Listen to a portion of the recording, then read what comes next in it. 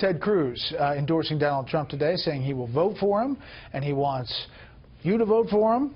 In a Facebook post saying, after many months of careful consideration, of prayer, and searching my own conscience, I have decided that on Election Day I will vote for the Republican nominee, Donald Trump.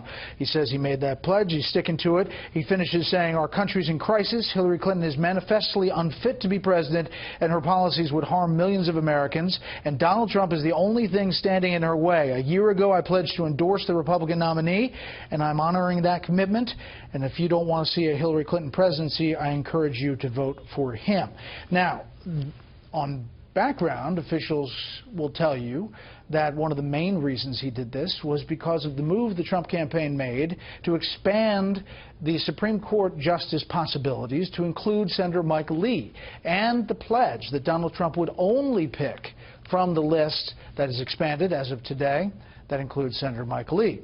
The Trump response to the endorsement: I am greatly honored by the endorsement of Senator Cruz. We have fought the battle, and he was a tough and brilliant opponent. I look forward to working with him for many years to come in order to make America great again. Let's bring in our panel. Lisa Booth, columnist with the Washington Examiner. David Kennedy, senior politics writer for U.S. News and World Report, and syndicated columnist Charles Kramer. Okay, David, I mean, obviously we could play soundbite after soundbite of these two going at it, especially towards the end. How big a deal is this? I think it's a bigger deal for Ted Cruz's future than anything that will happen in this current cycle. Two things changed, I think, since Ted Cruz defied Donald Trump at his own convention until now, besides the Mike Lee ad, which I'm a little cynical about.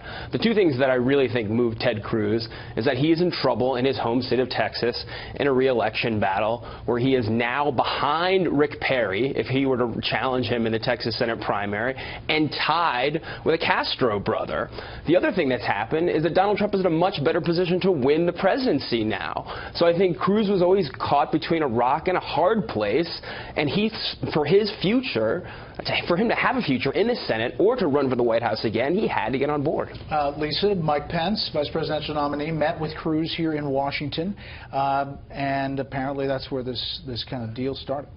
Well, I think another thing that happened as well was the backlash that Senator Cruz faced, particularly from one of his biggest donors, Robert Mercer.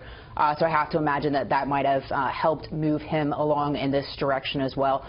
Secondly, I think as Donald Trump improves in the polls, if he does improve in the polls, especially heading into Election Day, I think you'll see a lot more Republicans like Ted Cruz that were holding out potentially come and support Donald Trump.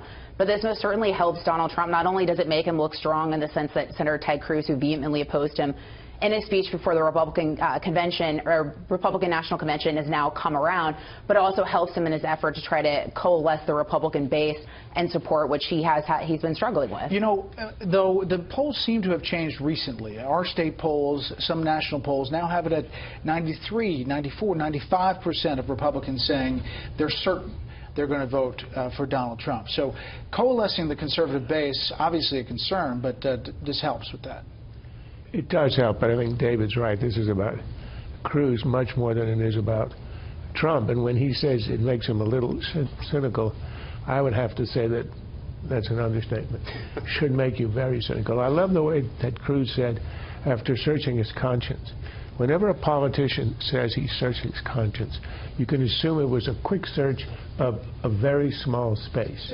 Now, I'm not saying anything personal about Cruz, but remember, he and Trump were the outsiders, and what was their calling card from the very beginning? We don't act like the Washington insiders. We don't scratch each other's back. We speak our conscience, etc. Well, it turns out in the end that they do what you'd expect of any other candidates, which is why, I mean, I don't denounce them or deplore what they're doing here. This is business as usual, but weren't they the candidates who are against the business as usual? And I like Trump's line, his line where he says, we fought the battle. He was a tough and brilliant opponent. Well, at the time, he was a tough and lying opponent, and now apparently he's a brilliant opponent. This is politics. This is exactly what you'd expect, but it is not how they sold themselves.